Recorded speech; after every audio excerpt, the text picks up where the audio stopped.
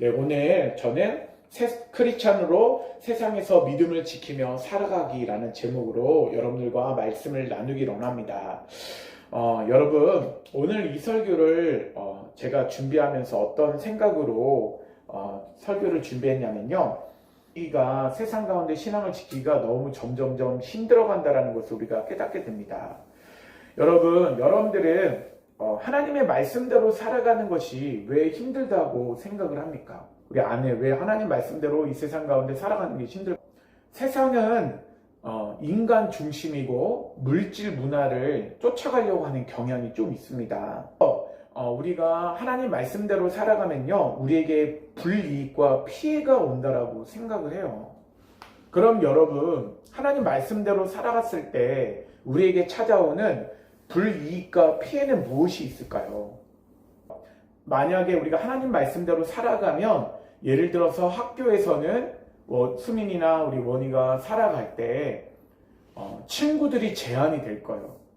쟤는 하나님 말씀대로 살아가지 않으니까 저 친구하고는 내가 같이 살아갈 수가 없을 거야 라고 생각하며 살아갈 것입니다. 그리고 내가 정직한 마음으로, 진실한 마음으로 살아가야 되기 때문에 우리가 하나님 말씀대로 살아가면 돈 버는데도, 또 직장을 갖는데도 굉장히 많은 것이 제한이 될 수가 있습니다. 그런데 우리가 이 세상을, 신앙생활을 지키면서 살아갈 때는요, 믿음의 사람들에게 살기 쉽지 않도록 점점 더 어려워지고 있다는 것을 깨닫게 됩니다. 알겠지만 세상의 가치관은요, 하나님을 중심으로 두고 있지 않기 때문입니다.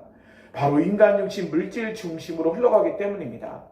그 결과 많은 성도들이요, 믿음을 가지면서도 세상의 기준에서 흔들리면서 갈등하면서 살아가고 있다는 것을 우리가 깨닫게 됩니다. 특별히 다음 세대인 자녀들은 학교와 사회성 생활 속에서 신앙을 지키면서 살아가는 것이 너무나 힘들고 부담스러울 때가 있어요. 내가 하나님 말씀에 살아갈 때 친구들도 제대로 사귈 수 없고, 나는 세상의 가치를 두면 너무나 기쁘고 재밌는 삶을 살 수 있는데 왜 하나님의 말씀을 두고 살아가라고 해서 내가 이렇게 재미없는 가치관을 두고 살아갈까?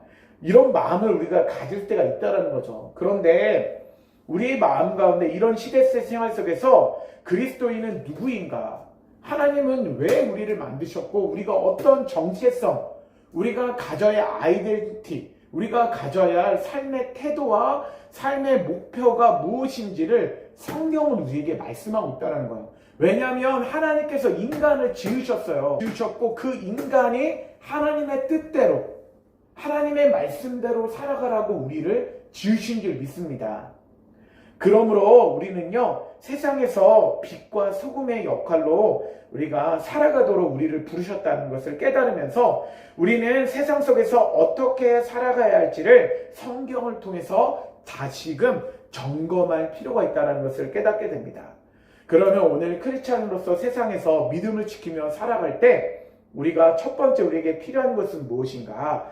우리 첫째, 우리 소주제 한번 같이 읽어보겠습니다. 시작! 하나님을 떠난 세상 속에서 흔들리는 믿음과 그리스도인의 정체성. 네, 우리가 세상을 살아가면서요, 왜 세상은 하나님의 말씀을 떠났고 하나님을 떠나는지, 그리고 왜 우리 크리스찬들은 어떤 정체성을 가지고 있어야 되는지를 우리가 첫 번째 말씀을 통해서 나누기로 해요. 우리 창세기 40장 20절부터 22절 말씀 우리 같이 한번 읽어보도록 하겠습니다. 우리 창세기 40장 20절에서 22절 같이 읽겠습니다.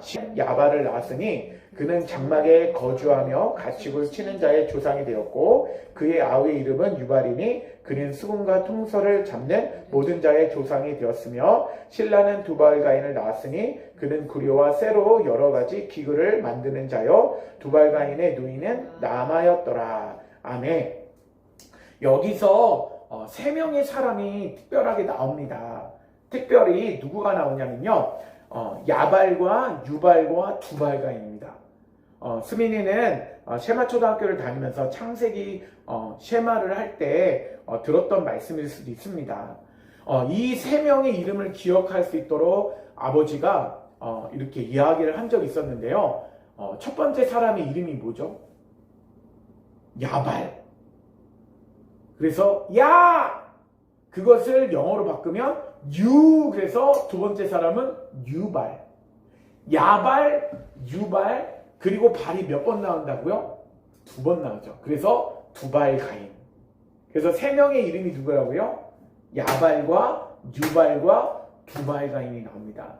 근데 이 3사람은 어떤 특징을 가진 사람, 가인이 누구를 죽였냐면 아벨을 죽였어요. 동생 아벨이 하나님 앞에 예배를 바르게 드리고 하나님이 기뻐하시는 제사를 드릴 때 하나님께서 그것을 기쁘게 받으셨어요. 그런데 가인은 하나님이 그 예배를 받지 않으셨습니다. 곡식으로 드려서 예배를 받지 않은 것이 아니라 그 마음의 중심이 하나님이 기뻐하시는 예배로 드리지 않았기 때문에 그의 예배를 하나님께서 받지 않으셨어요. 그래서 가인은 누구를 죽였냐면 그의 동생 아벨을요, 시기와 질투하는 마음으로 그의 동생 아벨을 죽였습니다. 그때 가인이 저주를 받았어요. 저주를 받은 그 가인이 하나님을 떠났는데 그의 후손들은요, 떠난 다음에 그의 후손들의 대표적인 이름이 야발, 유발, 두발 가인이었습니다.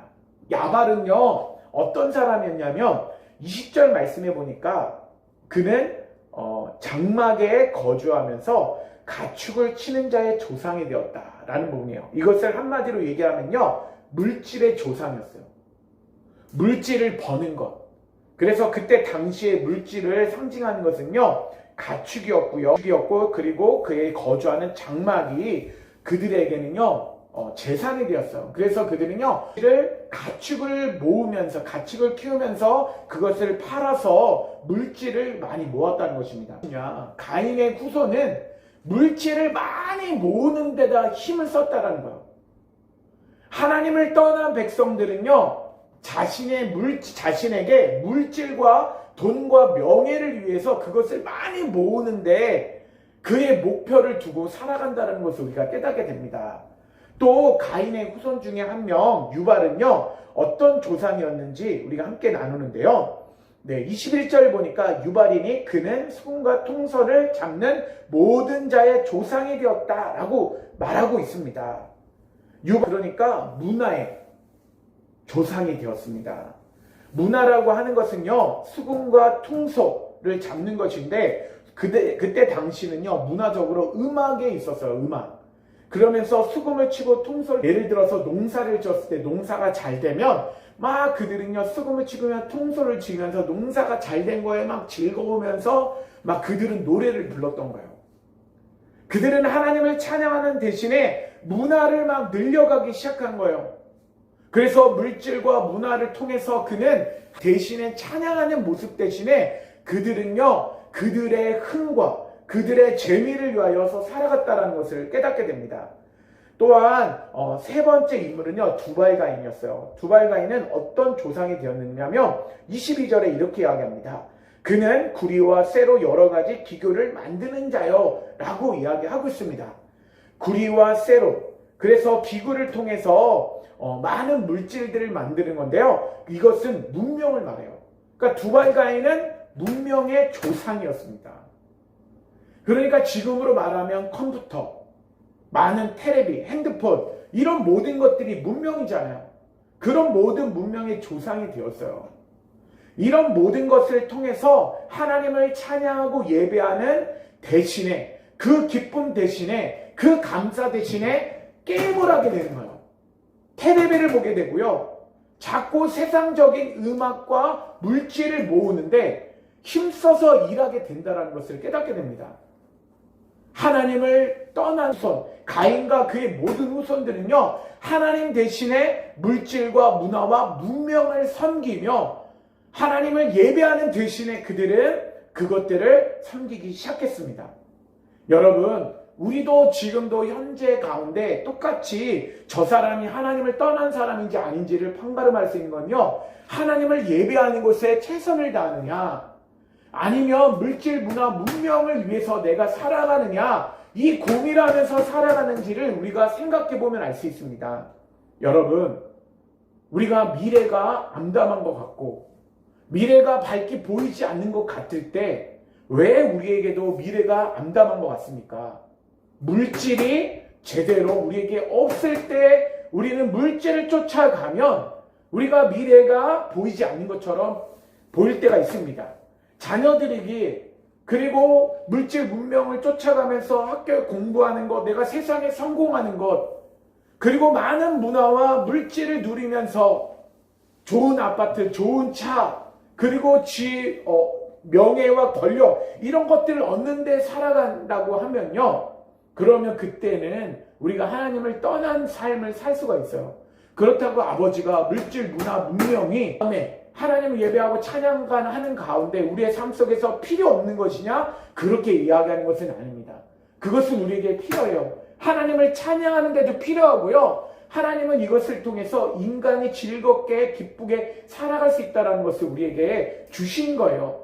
물질과 문명은요, 우리에게 하나님께서 주신 겁니다. 그런데 그것을 쓰는 목적이, 쓰는 생각이 다르면 하나님을 떠난 데에서 그것을 찾는다면 그것은 우상이 될 수 있다는 것을 우리에게 오늘 말씀해주고 있는 것입니다.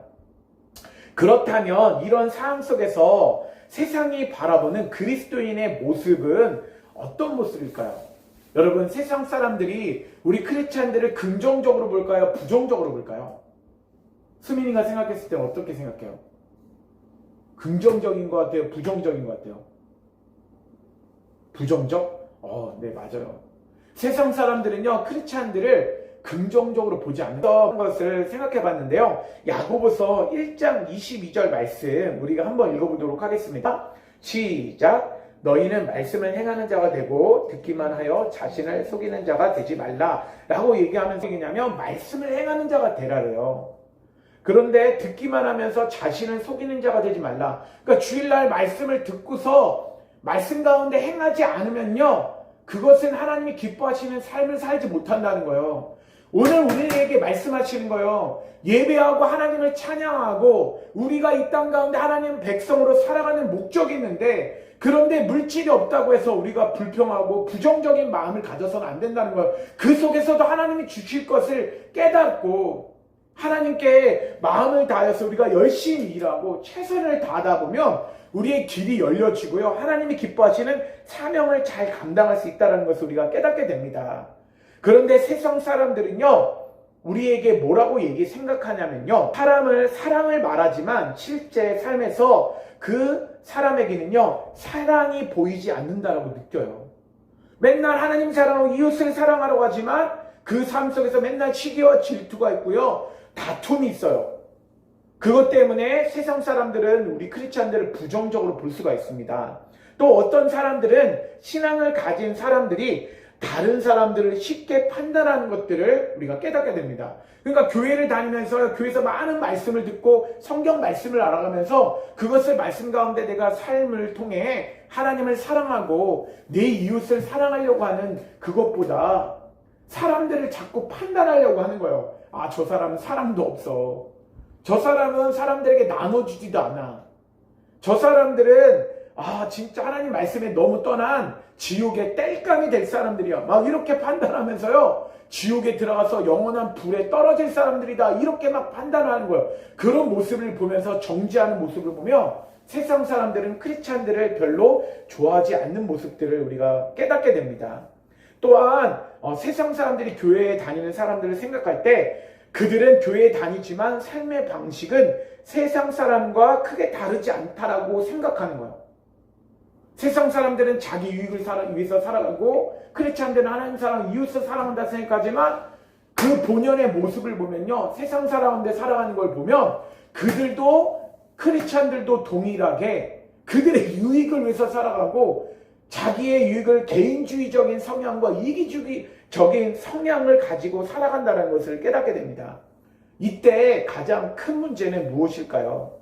그리스도인이 자신의 정체성을 잃어버리게 된다는 것입니다. 여러분, 그리스도인들이 자신의 정체성, 아이덴티티를 잊어버리면 어떤 모습일까요? 사람들이 크리스찬을 보고 예수 그리스도를 만날 수가 없습니다. 야, 저 사람이 더 악한데 내가 뭐하러 교회를 다녀? 내가 뭐하러 하나님을 찬양해? 오히려 똑같은데 나는 하나님을 믿을 필요가 없어 라고 생각을 하겠죠. 그래서 정체성을 잃어버린 믿음은요, 교회 안에서만 남고 삶 속에서는 힘을 잃어버리게 됩니다. 이 말은요, 교회에서는 믿음 생활을 하고 말씀을 듣고서 회개하고 거룩한 척해요.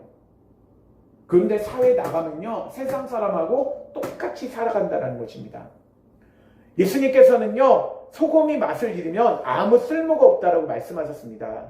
이것은 그리스도인이 세상에서 정체성을 잃어버릴 때 나타나는 영적인 모습인 줄 믿습니다. 그러므로 우리는 끊임없이 하나님의 말씀을 통해서 자신이 누구인지를 확인해야 합니다. 말씀은 우리의 정체성을 다시 깨닫게 하고요, 우리의 삶을 하나님 중심으로 세워준다는 것을 우리가 알게 됩니다. 말씀을 붙잡을 때 우리는 세상 속에서도 믿음을 지키며 살아가는 참된 그리스도임을 우리가 삶을 살아갈 수 있음을 깨닫게 됩니다. 우리 예화 첫 번째 예화를 정체성과 관련된 예화를 한 가지를 나누려고 하는데요. 한 노인이 있었어요. 네. 한 노인이 그의 젊은 시절의 삶을요, 이렇게 교회에 나와서 간증을 하는 것이 시간이 있었습니다. 그런데 그는요, 어릴 때에 대한 간증을 하는데, 어릴 때 길에서 놀다가 어떤 부자가요, 자동차를 몰고 갈 때가 있었어요. 그런데 그 앞에서 길에서 놀고 있는데 그 자동차가 부딪힐 뻔했었어요. 그런데 차에서 그 부자가 내려가지고요, 그 아이에게 꾸정을 묻고 막 옷이 뜯어지고 그렇게 가난한 그 아이에게 지금은 노인이지만 그 아이였던 그 사람에게요, 이야기하는데 심한 욕과 저주를 막 퍼붓는 거예요. 이 가난뱅이가 어디서 차한테 부딪혀가지고 나한테 피해를 주려고 해. 이 저주받을 인간아, 너는 어른이 되어도 그렇게 살 놈이다. 너는 평생 저주를 받으며 살아라. 온갖 저주를 막 그 어린아이였던 그 사람에게요, 막 퍼부었어요. 그랬더니 그 어린 마음에, 그 마음에 깊이 박혀있는 상처가 있었어요. 나는 쓸모없는 사람이다 라는 생각을 가지고 평생을 자신감 없이 살아가게 되었습니다. 그런데 어느 날 교회의 한 권사님을 만나서 복음을 듣게 되었어요. 근데 그는 처음으로 나는 아무것도 아닌 사람이 아니라 하나님이 나를 사랑하시는, 나는 하나님의 자녀이다. 예수님이 핏값 주시고 그의 몸의 모든 것을 다 바쳐서 우리를 위해서 십자가에서 죽으신, 나를 살리신, 나는 그 예수 그리스도를 믿음으로 하나님의 자녀가 된, 하나님께서 지으신 형상인 나는 하나님께 속한 자녀이다. 그것을 깨닫게 되었습니다. 그 순간 그의 삶은 완전히 바뀌었어요. 빛으로 빛나는 인생이 되었고요. 그는 사람의 말이 아니라 하나님이 주신 정체성을 가지면서 그의 삶이 완전히 변화되기 시작했습니다.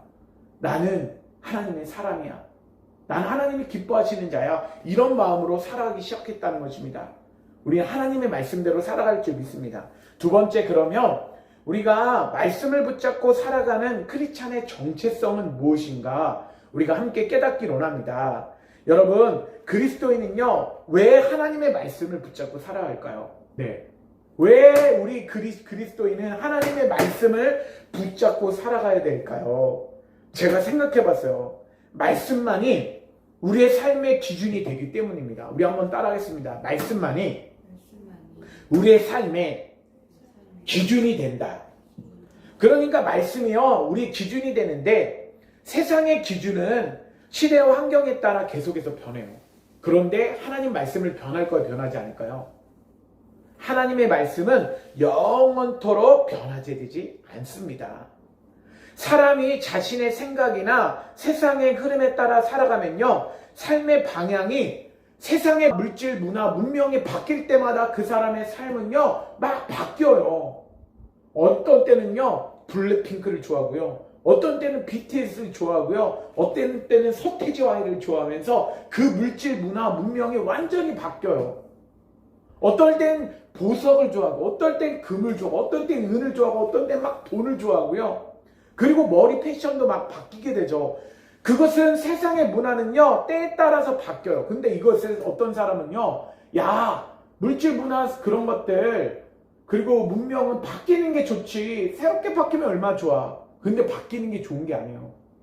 나이가 먹어가면 갈수록 그것을 따라갈 수가 없어. 그런데 하나님의 말씀은 영원히 변화되지 않고 그 말씀은 진리의 말씀으로 우리가 그 말씀을 붙잡고 살아갈 수 있다는 것을 깨닫게 됩니다. 두 번째는요, 말씀은 우리의 삶을 변화시키는 능력이 있기 때문입니다. 여러분, 세상의 물질, 문화, 문명이 우리를 변화시킬 수 있습니까? 잠깐은 흥분하고 기뻐서 야 블랙핑크 너무나 좋아, BTS 너무 좋아 따라가면서 막 쫓아가죠. 그런데 그 결과는요 허무해요. 아버지도 서태지 아이들을 엄청 쫓아다니면서 막 야 서태지 아이들 양영석 이준호 막 이렇게 쫓아다녔어요. 근데 지금 돌아보면요, 물론 그때는 즐거웠지, 아빠의 좋은 추억이 되었지만 남는 게 없어요. 그러니까 물질, 문화, 문명은 항상 변화되지만 하나님의 뜻을 분별하면서 살아갈 수 있는 것은, 우리를 돕는 것은요 바로 하나님의 말씀이라는 것입니다. 사람은 자신의 경험이나 감정으로만 하나님의 뜻을 알기 어려워요. 그러나 말씀은 무엇이 하나님이 기뻐하시는 삶인지 우리에게 분명하게 보여줍니다. 왜? 하나님이 인간을 지으셨고 하나님 말씀대로 이 땅 가운데 살아가라고 우리를 부르셨기 때문에 우리가 어떻게 살아갈지, 우리의 정체성은 무엇인지를 알 수 있는 것은 하나님의 말씀이기 때문입니다.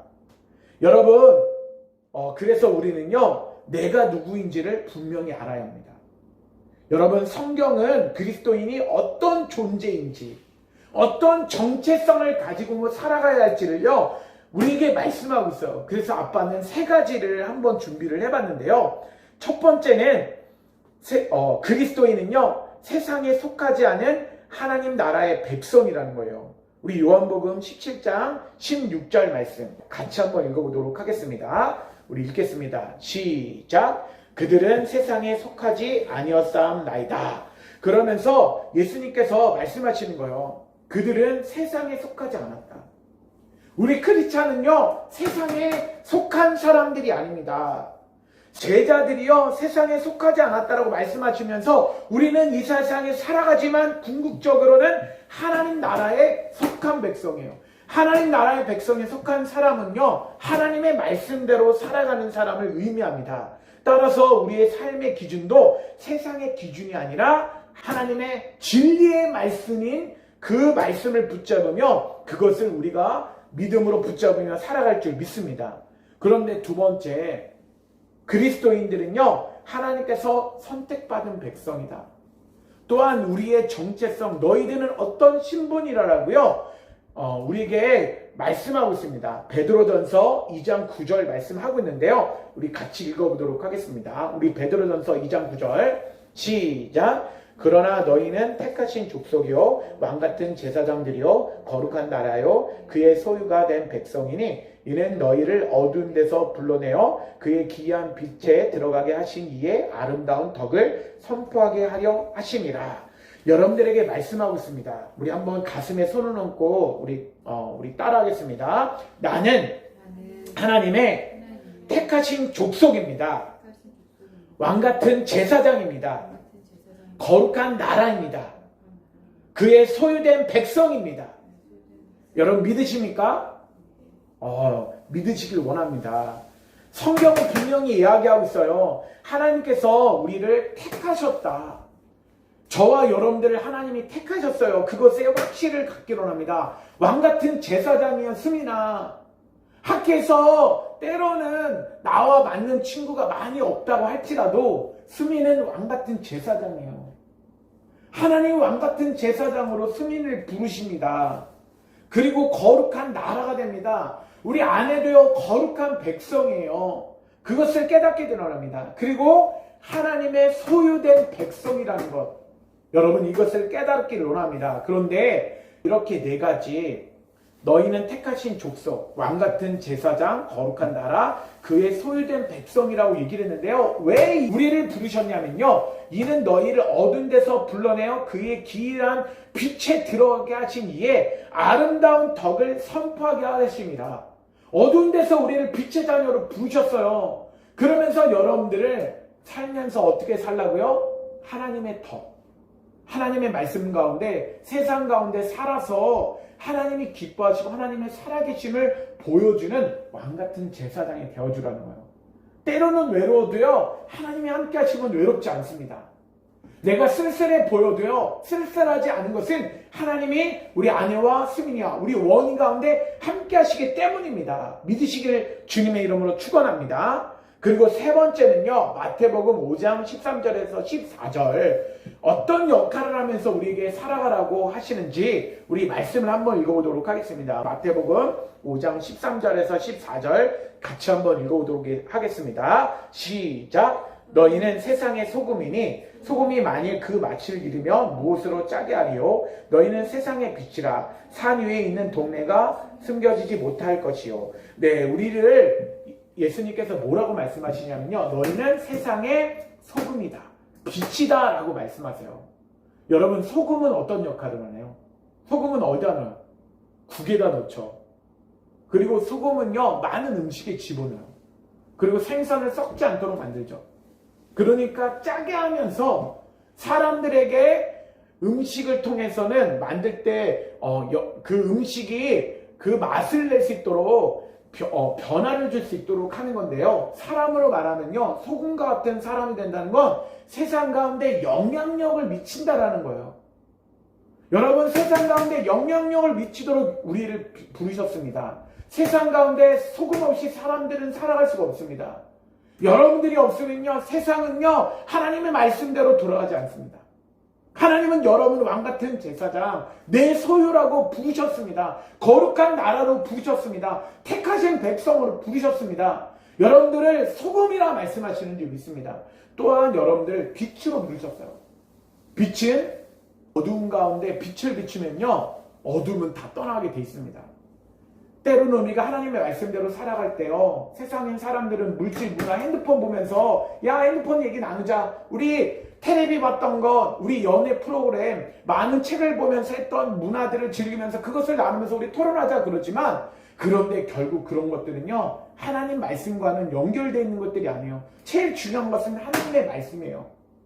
그것은 어둠을 물리치지 못합니다. 그러나 하나님의 말씀은 어둠을 물리칩니다. 어두운 건세를 이겨낼 수 있는 것은 하나님의 말씀입니다. 우리가 선포할 때요, 예수 그리스도의 이름으로 이 어두운 세력들은 떠나갈지어다 외치면 어두운 세력은 떠나갑니다. 어두운 질병들도 떠나갑니다. 어두운 마음들도 떠나갑니다.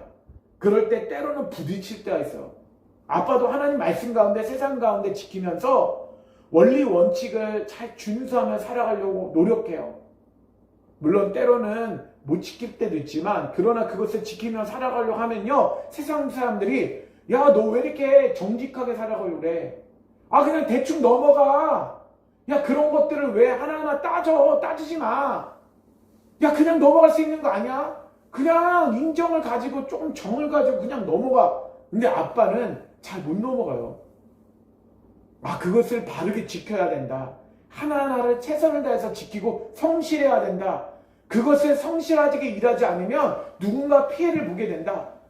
그래서 그렇게 하다 보면 세상과 부딪힐 때도 있어요. 그렇지만 부딪히더라도 결국엔 하나님이 인정해 주시고 사람을 통해서 인정을 받게 된다는 거예요. 그래서 우리는 빛의 자녀로서 어둠을 물리치는 자녀가 되어줄 줄 믿습니다. 우리 세 번째 이제 결론적인 부분인데요. 그렇다면 우리가 크리스찬으로서 세상에서 믿음을 지키면서 살아가야 되는데, 우리 세 번째, 우리 소주제 같이 한번 읽어보도록 하겠습니다. 읽겠습니다. 시작. 거룩한 산 제사는 성령의 능력으로 마음이 새로워집니다. 우리 거룩한 산 제사로 살아가야 되는데요. 거룩한 산 제사로 살아갈 때 우리에게 어떤 변화가 있는지 우리 로마서 12장 1절과 2절 말씀 같이 한번 읽어보도록 하겠습니다. 시작. 그러므로 형제들아, 내가 하나님의 모든 자비하심으로 너희를 권하노니 너희 몸을 하나님이 기뻐하시는 거룩한 산제사로 드리라. 이는 너희가 드릴 영적 예배니라. 너희는 이 세대를 본받지 말고 오직 마음을 새롭게 함으로 변화를 받아 하나님의 선하시고 기뻐하시고 온전하신 뜻이 무엇인지 분별하도록 하라.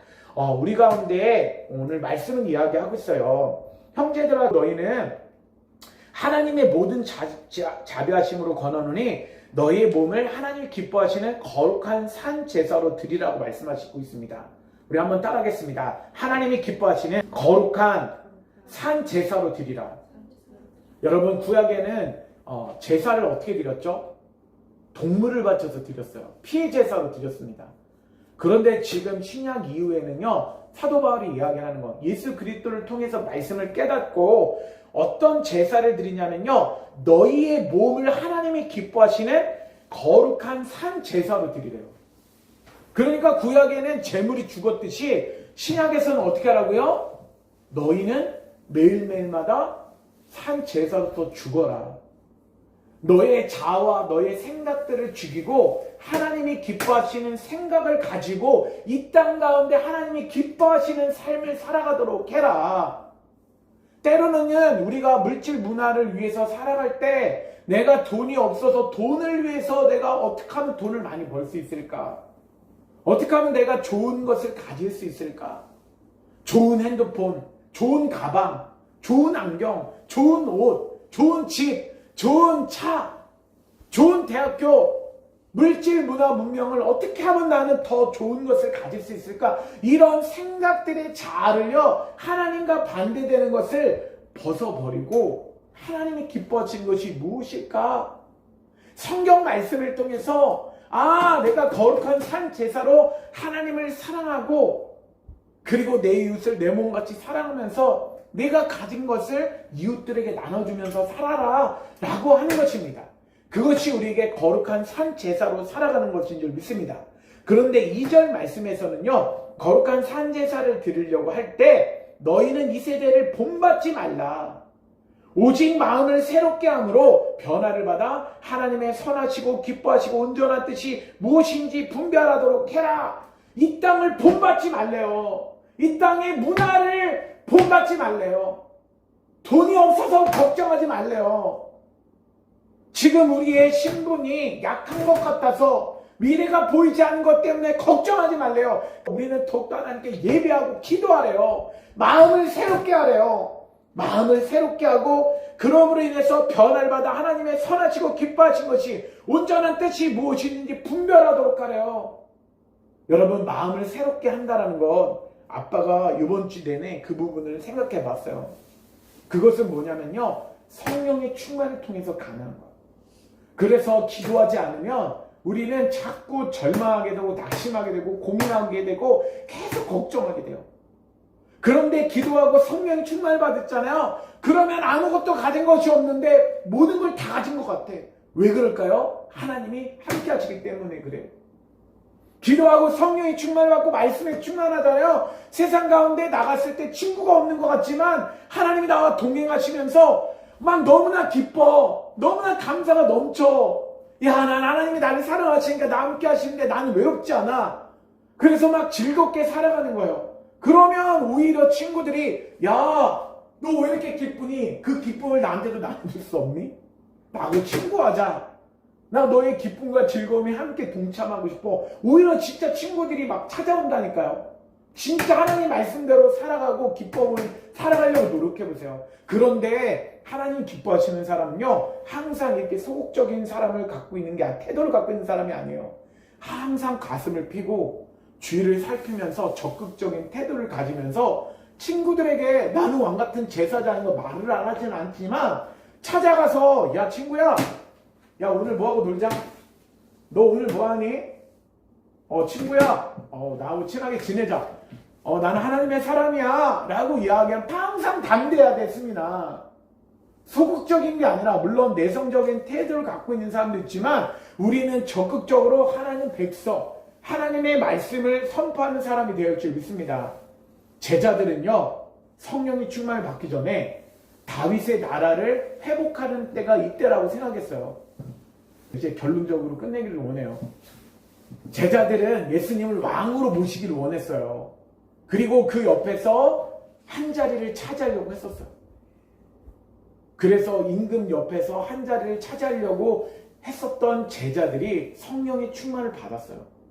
그리고 제자들은요, 성령의 충만을 받기 전에 예수님을 3번이나 부인했어요. 그리고 제자들은요, 예수님이 부활하시고 난 다음에도 성령의 충만을 받기 전에는요, 근심하고 걱정했어요. 그들은요, 예수님이 부활했다는 소식을 듣고 난 다음에도 우리 고기 잡으러 가자.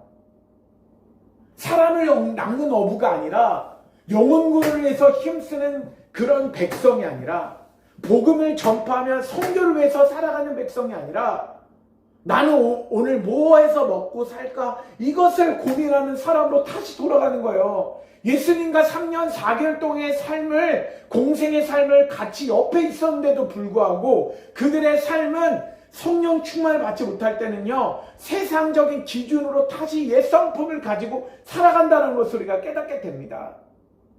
여러분, 이것은 굉장히 두려운 거예요. 이것은 하나님 앞에 우리가 책망받을 일입니다.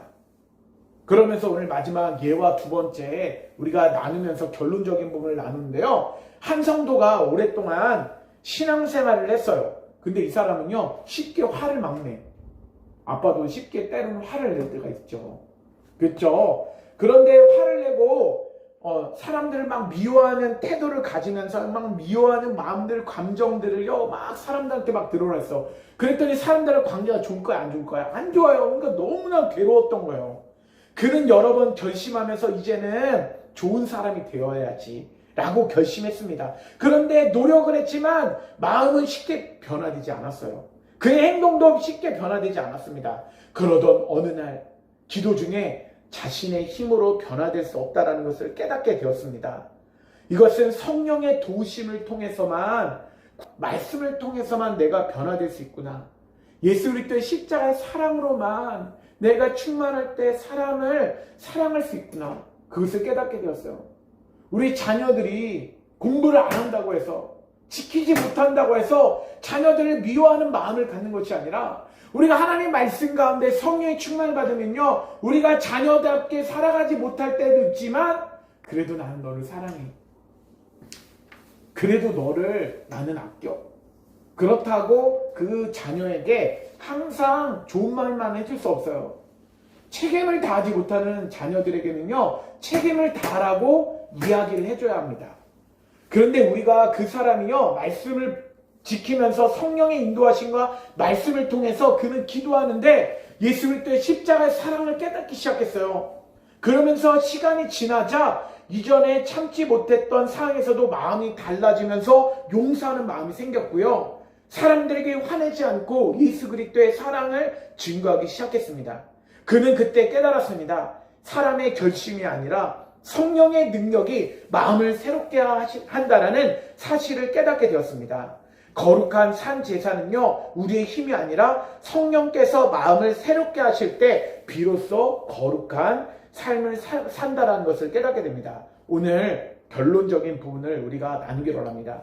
우리가 크리스찬으로 세상에서 믿음을 지키며 살아갈 때 우리에게 첫 번째, 하나님을 떠난 사람은요, 믿음이 흔들리며 그리스도인의 정체성을 갖지 못한다는 것을 깨닫게 되었어요. 그런데 두 번째 우리에게 말씀하시는 건요, 하나님의 말씀을 붙잡고 하나님의 뜻 가운데 그 정체성, 하나님이 기뻐하시는 삶은 하나님 말씀을 통해서 우리가 살아갈 수 있다는 것을 깨닫게 되었습니다.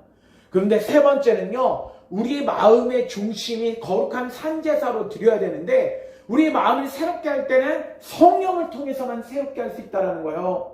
그래서 우리가 기도하고 하나님 말씀을 보면서 그것을 연구하고 하나님의 뜻을 매일마다 아침마다 그것을 기도하고 저녁 때 자기 전에 그 말씀대로 살았는지를 우리가 점검하면서 매일매일 하루하루가 성장하는 모습을 살아가야 될 줄 믿습니다. 우리 적용점 3가지 우리 읽고 마치도록 하겠습니다. 우리 첫째 화면 같이 읽어볼게요. 네, 우리 적용점 맨 밑에 있죠? 읽겠습니다. 첫째, 나는 세상의 기준이 아니라 하나님의 말씀을 삶의 기준으로 삼고 있는지를 돌아보아야 합니다. 둘째, 가정과 학교와 직장에서 그리스도인으로서 어떤 모습을 보이고 있는지 점검해야 합니다. 셋째, 매일 하나님의 말씀을 묵상하며 말씀대로 살아가겠다는 결단을 해야 합니다. 그런 결단을 하는 저와 여러분 되기를 주님의 이름으로 축원합니다. 오늘 하나님께서 우리 가정을 축복해 주시고 예배를 통해서 하나님의 귀한 말씀을 우리에게 주신 줄 믿습니다. 우리 한번 따라하겠습니다. 예수님을 믿고 구원받으세요. 예수님을 믿고 구원받으세요. 네, 여러분의 삶 속에서 예수님을 믿고 구원받는 여러분들이 되기를 원합니다. 오늘 목사된 제가 이 말씀을 증거하는 계기가 된 것은요, 아버지가 그 탁구를 하는 그곳에서 많은 사람들을 만나는데 왜 믿는 사람들에게 구원받는 은혜의 기쁨이 희미할까? 여러분들에게 먼저 물어보고 싶습니다. 여러분은 구원받은 그 삶의 감격과 감동이 여러분 넘쳐나십니까? 나는 너무나 구원받아가지고 너무 기뻐요. 그런 삶이 여러분들에게 넘쳐납니까? 또한 아버지가 이렇게 생각하면서요, 믿지 않는 사람들이 그리스도인들을 보아도 아무런 왜 도전을 받지 못할까, 이런 부분을 생각해 봤어요. 그것은 교회가 구원의 본질을 놓쳤기 때문이라는 것을 생각하게 되었어요. 그러니까 세상 사람들이 구원받은 사람을 보아도요, 아무런 감동을 받지 못하는 이유는 교인들이 자신과 전혀 다르지 않다라고 느끼는 거예요. 아, 교인들이나 세상 사람들이나 믿지 않는 사람이랑 똑같구나. 아버지가 생각해보게 된 거예요. 탁구 치는 사람들이나 믿지 않는 사람들이 저를 만나게 되었을 때, 아, 저 사람은 뭔가 우리랑 다르다, 그걸 느낄까요? 거기서부터 시작하게 된 것 같아요. 우리가 그 사람들하고 다르다라는 것을 어떻게 생각을 할 수 있을까? 참으로 구원받은 사람이라면요, 예수님을 만나서 구원받아서 천국 가는 삶이 얼마나 감격 있는지, 구원받은 사람이라면요, 밤잠을 막 설치는 거예요. 시도 때도 없이 막 눈물이 하염없이 흘러내리는 거예요. 아, 나는 하나님의 백성이 되었어. 나는 구원을 받았어. 여러분, 구원이라는 것이 무엇일까? 목사님이 생각한 건 뭐냐면요, 세상 사람들이 구원받은 사람을 부러워하지 않는 이유가 뭘까? 우리 한번 생각해 볼래요? 우리 아내에게 먼저 물어보겠습니다. 구원받은 사람을 부러워하지 않는 이유가 뭘까요?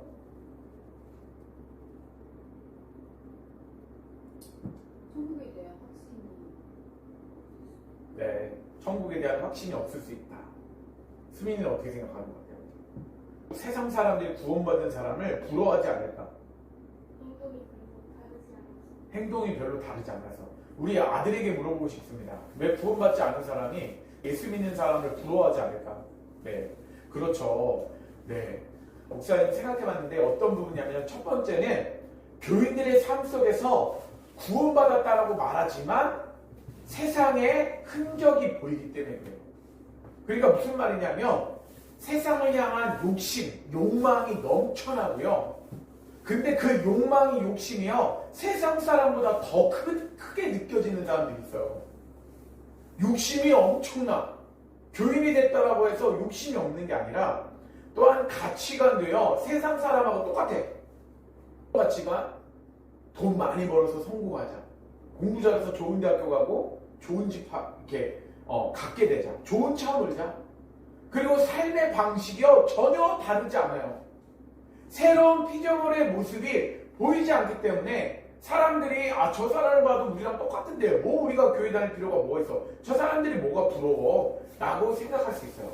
두 번째는 하나님의 통치와 하나님의 말씀에 살기보다는요, 나는 구원받았다는 신분의 변화만을 생각하기 때문에 그래요. 그게 무슨 말이냐면, 하나님의 말씀대로 살지 못하고 하나님의 통치 아래서 하나님 백성답게 사는 것이 아니라, 나는 단지 구원받았어, 나는 신분상으로 구원받았어 라고 이야기를 하는 거예요. 그러니까 하나님의 말씀이 그들의 삶 속에서 보여지지 않는 거야. 하나님의 통치가 그들의 삶 속에서 보여지지 않는 삶을 사는데, 복음에 대한 부분, 구원을 뭐라고 생각하냐면요, 사람들은요, 보험처럼 생각하는 거야. 예수님을 믿고 나면 나는 천국에 갑니다. 나는 예수님을 믿었음으로 말미암아 나는 죽은 다음에 천국에 갑니다 라고 생각하면서요, 현 시대의 삶이 전혀 새로운 삶을 보여주지 않고 변화된 삶을 보여주지 않는 거야. 여러분 동의하십니까? 이런 삶이 세상 사람들이 우리 크리스찬을 보고 부러워하지 않는 삶이라는 것을 여러분 동의하십니까? 저는 많이 생각해봤어요. 그리고 세 번째는 여러분 잘 생각해보세요. 여러분 세상 사람들이 우리 크리스찬들을 부러워하지 않는 모습은요, 고난을 해석하는 방식이나 고난을 견뎌내는 태도가 세상 사람들과 전혀 다르지 않아요. 스미너 백바가 뭐라고 했을까요? 그렇죠. 고난을 해석하는 방식이나 고난을 견뎌내는 태도가 세상 사람들과 전혀 다르지 않아요. 그리고 삶의 방식이 전혀 다르지 않아요. 고난이 다가와. 집이 망하거나 돈이 없어. 그러면 우리의 삶이 뭐냐면, 아빠 돈 벌어와. 아빠 세상 사람들은 잘 사는데 왜 우리 집은 이렇게 가난해. 이런 태도를 갖는 부분들이나, 또한 누가 아팠을 때 동일하게 아파하면서 막 고통당하며 울면서, 물론 슬픈 건 마찬가지야. 고난을 당하는 모습들이 우리의 태도는요 달라져야 돼요. 왜냐하면 우리가 이 땅 가운데 살아가는 모습이 전부가 아니라 우리는 저 하늘나라의 천국을 바라보는 백성이기 때문에, 또한 고난을 통해서 우리가 하나님과 더욱더 가까워질 수가 있어요. 고난을 통해 하나님 앞에 더 기도하고, 우리가 매달리면서 교회가 이렇게 세워졌는데 하나님 부흥되게 해주세요. 근데 부흥이 안 될 것처럼 보일 때도 있어. 그것이 우리의 고난이라고 생각할 수도 있지만, 또한 우리의 삶에 자녀가 변화되지 않고 남편이 변화되지 않고 아내가 변화되지 않는 것처럼 보일 때도 있어요. 내 삶은 왜 그런가? 라고 생각할 수 있지만, 그러나 크리스찬은 고난을 대하는 태도가 바뀌어야 한다는 거예요. 여러분, 예수 믿고 구원받았다라고 하는 사람들의 특징은 어떤 분이냐면요, 구원받으면 세 가지가 일어나는데, 대표적으로 칭의와 성화와 영화의 과정이 일어나. 칭의는 뭐냐면 의롭다 칭함을 받는 거예요. 내가 예수님이 나를 위해서 십자가에 죽으심과 부활하심을 믿으면요, 여러분들 가운데 하나님께서 의롭다 칭하는 거예요. 칭이라는 것은 단회적으로 일어나. 우리 한번 따라 볼까요? 가슴에 손을 얹고, 나는 예수님이 나를 위해서 십자가에 죽으심과 부활하심을 믿습니다. 네, 여러분들이 이렇게 예수 그리스도를 믿잖아요. 그러면 그 고백을 듣고 예수님께서, 야, 너는 의롭다, 너는 죄가 없다 라고 하나님께서 법적으로 단회적으로 일시에 선포해 주시는 거야. 이게 칭의의 과정이에요. 그런데 이것만 있으면 안 되는 거야. 성화의 과정이 있는데, 성화의 과정은 뭐냐면요, 예수님을 믿고 구원받은 사람은 예수 그리스도를 닮아 욕망과 가치와 삶의 방향이 변화가 일어나는 것을 말해요. 욕심을 내려놓고 여러분의 가치관이 하나님의 말씀의 가치관을 두고 삶의 방향이 변화된 삶을 사는 거야. 그러니까 나는 보험처럼 예수님을 믿고 나는 천국에 갑니다, 나는 죽으면, 그런 삶이 끝나는 것이 아니라, 내가 진짜로 예수님을 믿었다면 성화의 과정, 이 땅의 삶의 변화가 있고 하나님의 말씀대로 살아서 욕망, 욕심을 버리고 성경의 말씀의 가치관을 누리면서 삶이 예수님을 닮아가며 희생하면서 사랑하면서 사람들을 사랑하는 삶을 살아가게 됐다는 거야. 그것이 구원받은 삶의 특징이라는 거야. 그런데 그것을 우리 기독교가 잃어버렸어. 삶 속에서 예수 그리스도를 발견할 수가 없는 거야. 그런 다음에 세 번째가 영화의 과정인데, 영화의 과정은요, 우리가 마지막 날 때 부활의 몸을 입는 것을 말해. 우리 가족 여러분들은 예수 그리스도가 우리를 위해서 십자가에 죽으시고 부활하시고 우리가 죽은 이후에 여러분들은 예수님처럼 부활의 몸을 입을 것을 확신합니까? 확신합니까? 네. 우리는 죽은 다음에 예수님처럼 부활의 몸을 입어요. 그래서 영원한 하나님 나라의 천국에 들어가서 하나님을 찬양하고 예배하고 하나님이 맡겨주신 정말 큰 나라, 하나님의 나라를요, 정복하고 다스리는 그런 권세를 우리에게 주셔요. 오락하는 것보다, 게임보다, 만화책 읽는 것보다, 책 읽는 것보다 훨씬 즐겁고 재밌고 견딜 수 없는 기쁨과 감사가 넘쳐나는 것이 천국이라는 거야. 그것이 영화의 과정이에요. 그러니까 예수님 믿는 사람은 칭의의 과정, 단회적으로 내가 예수님 믿겠다라고 고백하면 예수님이 너는 내 하나님의 자녀다. 성화의 과정, 예수님을 닮는 과정, 그리고 영화의 과정, 천국에 들어가는 과정이 세 가지가 합쳐서 구원이라는 부분을 여러분들과 함께 나누기를 원해요. 오늘 말씀을 보는데요. 창세기 2장 17절과 3장 3절에서 5절 말씀 같이 한번 읽어볼게요. 읽겠습니다. 우리 말씀 보면서 읽어볼게요. 시작! 선악을 알게 하는 나무의 열매는 먹지 말라. 내가 먹는 날에는 반드시 죽으리라 하시니라. 동상 중앙에 있는 나무의 열매는 하나님의 말씀에 너희는 먹지도 말고 만지도 말라. 너희가 죽을까 하노라 하느니라. 뱀이 여자에게 이르되 너희가 결코 죽지 아니하리라. 너희가 그것을 먹는 날에는 너희 눈이 밝아져 하나님과 같이 되어 선악을 알 줄을 하나님이 아심이니라. 여러분 생각해보세요. 하나님께서요 아담과 하에게 말씀하셨어. 선악을 알게 하는 나무의 열매는 먹지 말라. 먹는 날은 어떻게 된다고요? 반드시 죽는 거야. 그런데 우리가 생각해보면요 이런 질문하는 사람들이 있어요. 왜 선악과를 에덴 동산 중앙에 만들었을까? 하나님이 선악과를 만들지 않았으면 인간이 타락하지 않았을 텐데 왜 선악과를 만들어가지고 에덴 동산에 만들어서 인간이 타락하게 만들었을까? 왜 그랬을까요? 여러분 잘 생각해봐야 돼. 선악을 알게 하는 나무를요 먹는 것이 그렇게 잘못은 아닐 수도 있어요. 도덕적으로 우리가 다른 사람의 것을 훔쳐서 먹는 것에 대해서 그것이 막 지옥 간다라고 볼 수는 없을 수 있어요. 그런데 이 말씀은 무엇이냐면 하나님의 말씀에 불순종하는 게 문제인 거예요.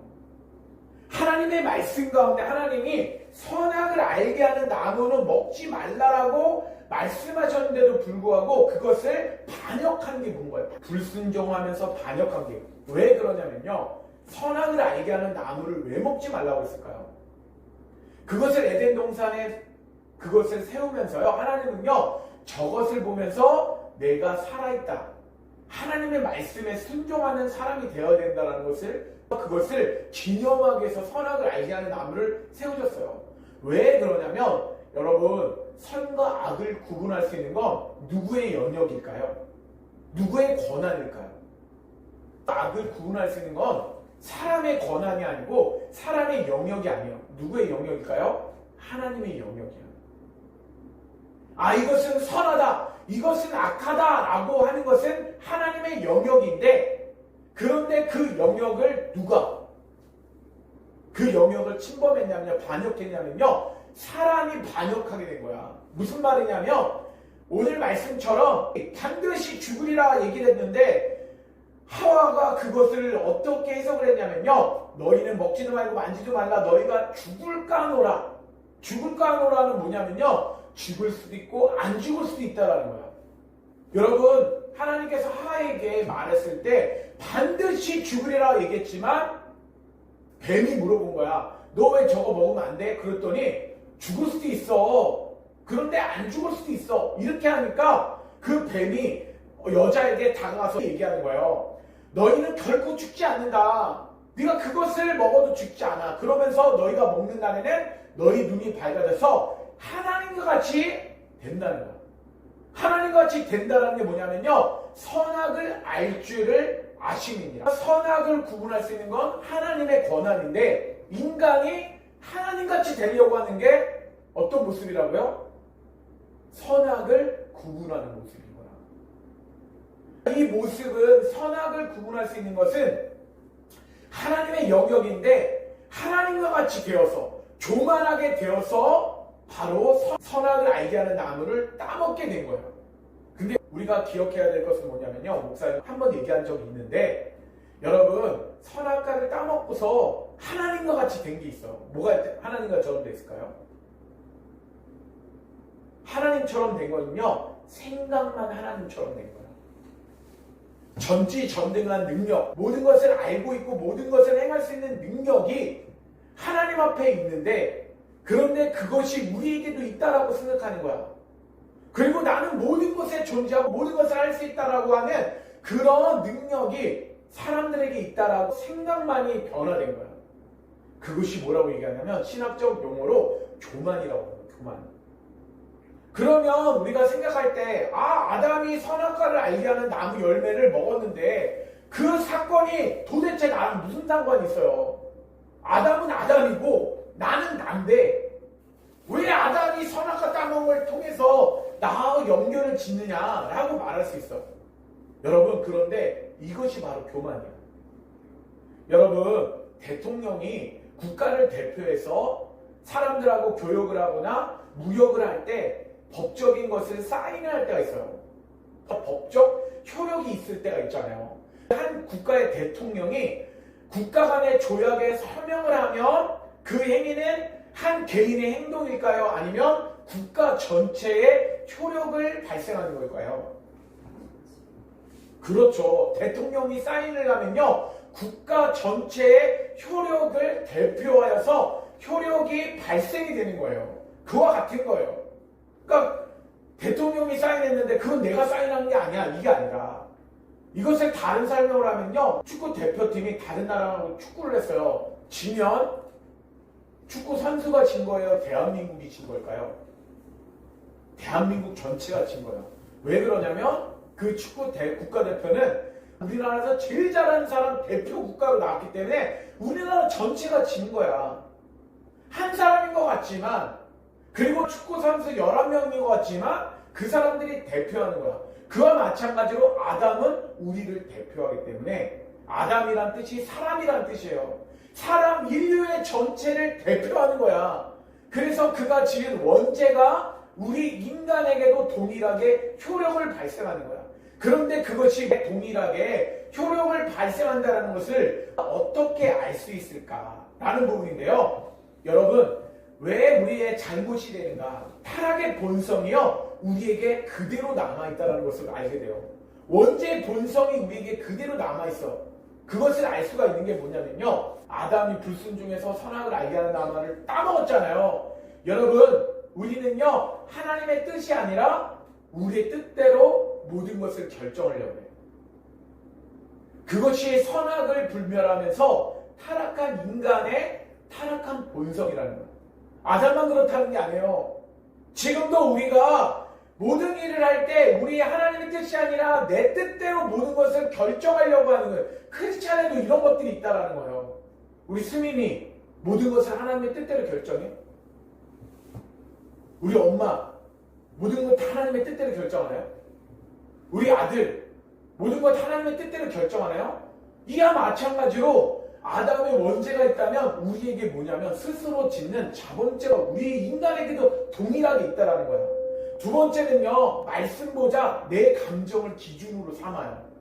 나의 삶 속에서 하나님 말씀보다 내 감정을 기준으로 내가 하고 싶은 대로 살아갈 때가 있다라는 거예요. 그리고 세 번째는 뭐냐면요, 하나님이 없어도 나는 충분히 살 수 있다고 생각해요. 여러분, 은연중에 우리의 마음속에 하나님이 없어도 나는 내 지식과 내 경험과 내가 살아갈 수 있는 거지 뭐 하나님이 다 필요해 라고 생각하면서 세상 사람들은요, 하나님이 꼭 필요하다고 생각하지 않아요. 그리고 네 번째를 보면 알 수 있는데, 하나님께 불순종한 아담과 같은 태도를 갖고 있는 거는요, 하나님께 묻지 않고 내 인생의 방향을요, 우리는 결정한다는 거예요. 모든 것을 하나님 앞에 묻지 않아요. 내 인생의 결정은 나한테 있다라고 생각하는 거예요. 그것이 아담과 같은 타락한 본성을 가진 우리의 삶이라는 거예요. 첫 번째는 타락한 상태는요, 아담과 동일한 상태. 하나님 말씀에 따라서 결정하지 않고 내가 살고 싶고 내 가치관으로 살아가려고 하는 그런 삶이 우리의 삶 가운데 있는데, 우리는 그래도 예수 그리스도를 믿기 때문에 하나님 말씀대로 살아가려고 해요. 믿지 않는 사람들, 예수를 꼭 믿어야 되는 사람들은요, 자신에 대한 세상의 욕망과 가치와 자기가 살고 싶은 대로 하나님이 없어도 된다라는 그런 마음을 갖는 것은 아담과 같은 타락한 본성이 그대로 우리 가운데 남아있다는 것을 여러분들과 나누기를 원하는 거예요. 여러분, 장님이 있는데 목사님이 이런 이야기를 들었어. 눈 자체가 여러분 이렇게 감으면요, 뭐가 보면요, 눈 한번 감아보세요. 어떻게 보일까요? 세상이 깜깜해요. 근데 여러분 생각에 눈 떠보세요. 진짜로 생각해봐요, 여러분. 그런데 눈 자체가 없어. 눈 두 개가 자체가 아예 없어요. 눈이 깜깜한 게 아니라 어떻게 될까요? 눈 자체가 없는 사람은요, 세상이 까만색인지도 몰라요. 아예 색깔조차 그들은 몰라요. 근데 그들에게 빨간색은 이런 색깔입니다. 그러면 그들에게 그것을 알 수가 있을까요? 알 수가 없어요. 그러니까 그들이 자체 본질, 그들의 갖고 있는 것을 향상시켜서 더 좋게 만드는 것이 아니라 그들의 삶의 본성 자체, 본질 자체를요, 눈을 주어서 눈을 뜨게 할 수 있는 예수님 앞에 인도하지 않으면, 색깔을 볼 수 있는 눈을 주지 않으면요, 그들의 삶은요, 완전히 바뀌어지지 않아요. 알겠죠? 여러분, 두 번째는 사람의 타락한 문화를 보여주는 사건은 바벨탑이에요. 우리 창세기 11장 4절과 9절, 로마서 3장 11절까지 연달아서 같이 한번 읽어볼게요. 읽겠습니다. 시작. 또 말하되 자 성읍과 탑을 건설하여 그 탑 꼭대기를 하늘에 닿게 하여 우리 이름을 내고 온 지면에 흩어짐을 면하자 하였더니 그러므로 그 이름을 바벨이라 하니 이는 여호와께서 거기서 온 땅에 언어를 혼잡게 하셨으므로 이니라. 여호와께서 거기서 그들을 온 지면에 흩으셨더라. 깨닫는 자도 없고 하나님을 찾는 자도 없고 라는 부분인데요. 여러분, 아담의 본성을 가진 사람들은요, 타락했어요. 타락한 사람들은요, 바벨탑을 쌓으면서 그들은 타락한 본성을 가지고 그들은 하나님 앞에 완전히 오염된 상태가 된 거야. 여러분, 생각해 보세요. 완전한 타락한 인생, 그리고 하나님 말씀 가운데 불순종하는 인생, 자기의 뜻대로 살아가는 사람들이요, 하나님 보시기에 그것은 선할까요, 악할까요? 악해요. 그리고 그들이 생각하는 모든 것들을 생각해 보면요, 하나님이 기뻐하시는 생각을 할 수 있을까요? 타락한 사람들은 하나님이 기뻐하시는 것 자체 생각도 할 수가 없는 그런 타락한 본성으로 변화되어 버렸어요. 그러면 그들이 생각하는 것들이 변화되었다면 아담 이후의 삶 속에서 변화된 타락한 문화가 뭐냐면요, 바벨탑 사건이에요. 바벨탑. 1장 4절에 보니까 바벨탑을 왜 지었냐면요, 성읍과 탑을 건설해서 그 꼭대기가 하늘에 닿게 하자. 첫 번째는 왜 탑을 지었다고, 바벨탑을? 그 꼭대기가 하늘에 닿게 하자는 거예요. 하늘에 닿게 하자라는 의미는 어떤 부분이냐면요, 하나님보다 우리가 더 위로 올라가자는 거예요. 결과. 근데 왜 그러냐면요, 그 전에 어떤 사건이 있었어요? 노아의 방주가 있었어. 창세기 6장부터 9장까지 노아의 방주가 있었는데 비가 온 땅을 다 쓸어버렸어. 물이 넘쳐난 거야. 여러분 생각해보세요. 물이 산 높이까지 찬 거예요. 그들의 생각은 뭐냐면, 하나님이 물로써 우리를 심판해도 우리는 물에서 심판에서 벗어날 수 있는 높이까지 우리가 올라가면 된다. 하나님이 우리에게 물로써 심판을 하셔도 우리는 하나님이 필요 없어. 우리는 꼭대기를 지어서 우리의 스스로의 힘으로 우리의 심판에서 벗어날 수 있다라고 생각하면서 탑을 꼭대기까지 쌓은 거예요. 그리고 두 번째는 뭐냐면요, 우리의 이름을 내고, 그들이 특징이 뭐냐면요, 하나님의 이름을 부르는 것보다 자신이 이름을 내는 거야. 여러분 생각해보세요. 콩클 대회, 피아노서 콩쿨 대회에 나가서 자신의 이름을 막 높이는 것, 그것이 좋은 걸까요? 거기서 하나님 앞에 영광을 돌리는 사람들은 하나님의 마음에 합한 사람들이 될 수 있어요. 또한 어떤 수학 경치대나 올림피아 경치대에 화학이나 모든 것들에 나가서 자기 이름을 내면서, 그것이 하나님 기뻐하실까요? 그렇지 못하다.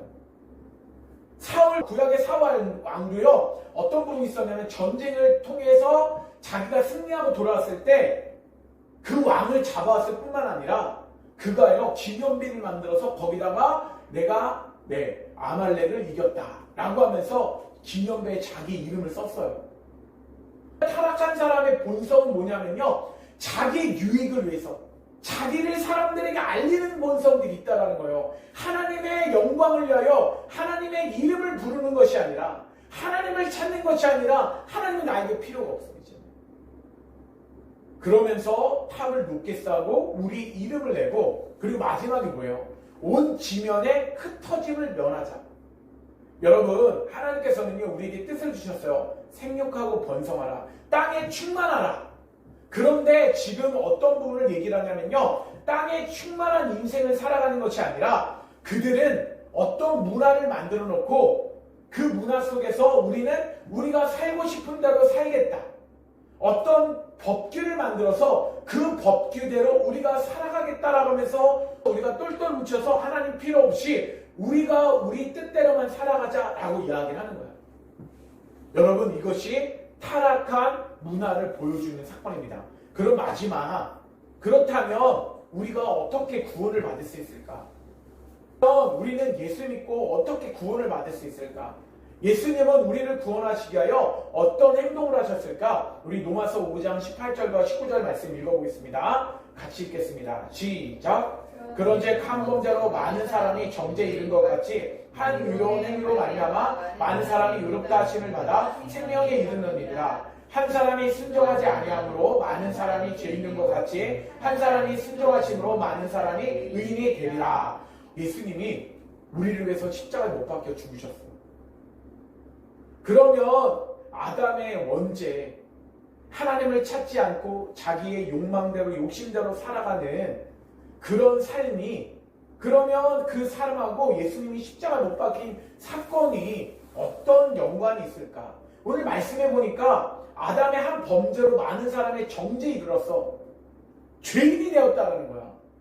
그 사람이 죄인의 대표가 됐기 때문에 모든 사람들이 죄인이 되었지만, 그런데 한 사람의 의로운 행동으로 말미암아, 그 사람으로 말미암아 예수님이 우리를 위해서 십자가에 죽으신 사건을 통해서 많은 사람들이 의롭다 하심을 얻어 생명에 이르게 되었다는 거예요.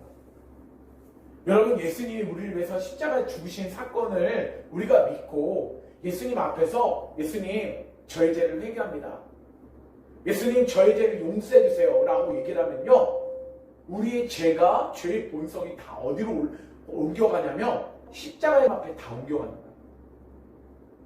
그래서 그것을 전가라고 하는데, 우리를 위해서 대신해서 한 분이 우리의 죄를 받을 수 있도록 십자가에서 죽으신 거야. 우리가 회개하고 그 예수님을 믿으면요, 그 의로운 행위로 말미암아 예수님의 십자가에서 대신 지셨기 때문에 그 죄가 없어지는 거야. 그러니까 우리가 예수님을 믿겠습니다, 나의 구원주로 받아들이겠습니다, 그러면 법적인 용어로 땅땅땅 선포하면서 칭의, 너에겐 죄가 없다. 그런데 예수님은 우리에게 말씀하죠. 뭐라고? 성화. 예수님을 믿고 예수님을 닮아가는 삶을 살아라. 하나님의 말씀대로 살아라. 너희 욕심대로 살아가는 것이 아니라 하나님의 영광을 위하여 살아가라. 그것이 무엇이냐면요, 자녀에게 부모님은 신앙을 전승해야 돼. 그리고 자녀들은 하나님 말씀대로 살아가면서요, 또 세상 사람들에게 하나님의 말씀을 가르치고 그들을 제자 삼아야 돼.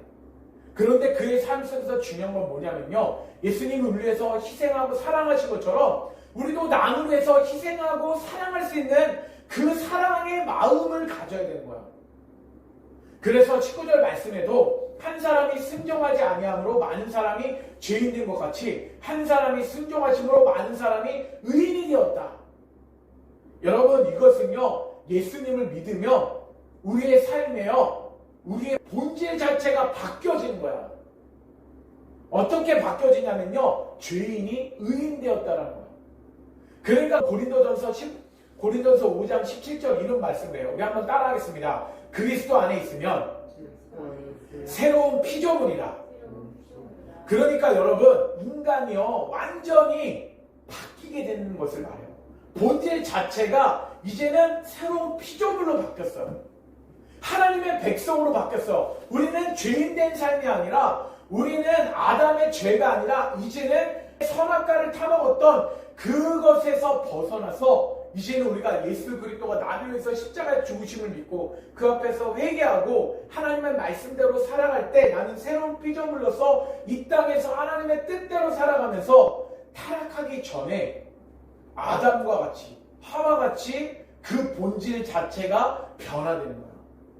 그러니까 여러분, 예수 그리스도 안에 있을 때요, 여러분들이 삶의 고난을 대하는 태도가 바뀌어져. 기쁨과 감사가 넘쳐나고요, 새로운 피조물로서 여러분들이 살아가요. 결론적으로 어떤 생각을 했는데, 탁구장에서 아빠가 좀 욕심이 많은 것 같아요. 어떤 욕심이 많냐면, 탁구 게임을 하면 거의 절대 안 지려고 그래. 그러면 아빠한테 한 분이 서선생님인데, 그분이 뭐라고 하냐면, 아, 목사님, 때로는 한 판씩 져주면 조금 목사님 나을 것 같은데 왜 한 판도 안 주냐고 저한테 그럴 때가 있어요. 근데 목사님은 어떤 분은 탁구 코치가 5판 3승에서 한 세트 진다고 지는 게 아니거든요. 근데 아빠는 한 세트도 잘 안 지고 점수를 거의 잘 안 주려고 해요. 근데 그 모습을 보면서 사람들이 어떻게 아빠를 생각할까? 목사님 나를 생각할까? 이런 생각을 좀 해봤어요. 여러분, 너무 욕심을 갖지 않는 거야. 너무 그 사람들한테 조금 즐겁게 감사하면서 쳐주면서 한 세트도 져주면서 탁구를 칠 수도 있는 거예요. 그렇다고 아빠가 탁구장에 가면 다시 지려고 져줄까? 그렇지 않을 수도 있어. 그런데 하나님 말씀을 생각했을 때는요, 여러분들의 삶 속에 여러분들이 집에서도 엄마만 설거지를 해야 될까요? 엄마만 청소를 해야 될까? 아빠만 돈 열심히 벌고서 아빠만 열심히 살아야 될까? 그게 아니라는 거예요. 방 청소도, 여러분들이 집 청소도, 설거지도 도와가면서 서로가 사랑하고 희생하면 서로가 아껴주고 해야 되는 부분이 필요한 거예요. 여러분, 남으로 해서 먼저 남이 어떻게 생각할까? 예수님이라면 어떻게 생각할까? 그것이 바로 예수 믿고 구원받는 삶이라는 것을 우리가 생각해 봅니다. 우리 가슴에 손을 얹고 우리 다시 한번 따라하겠습니다. 가슴에 손을 얹으세요. 이제 기도하고 마치겠습니다. 네, 우리 원희도 가슴에 손을 얹고 아빠의 기도를 따라하세요. 하나님 감사합니다. 아담의 원죄와 저의 자범죄를 회개하고 용서해 주시니 감사합니다. 예수 그리스도가 저를 위해서 십자가에 죽으심과 부활하심을 믿습니다. 우리의 신분만 변화된 것이 아니라 우리의 삶에 하나님과의 관계가 회복되었음을 믿습니다. 하나님을 나의 왕으로 모셔드립니다. 하나님의 백성답게 하나님의 말씀대로 살아가는 하나님의 백성이 되었음을 감사합니다. 이제부터 하나님의 말씀을 읽고 하나님 말씀을 사랑하고 하나님 말씀대로 살아가도록 하겠습니다. 하나님 말씀대로 살지 못할 때는 회개하면서 용서를 구하며 점점점 예수 그리스도를 닮아가도록 하겠습니다. 예수 그리스도가 가셨던 그 길을 희생하고 사랑하는 길을 가도록 하겠습니다. 그 이후에 마지막 날에 우리가 부활의 몸을 입고 천국에 영원히 살아갈 것을 믿습니다. 그렇게 살아갈 수 있도록 인도하신 것 감사합니다. 예수님의 이름으로 감사하며 기도드립니다. 아멘.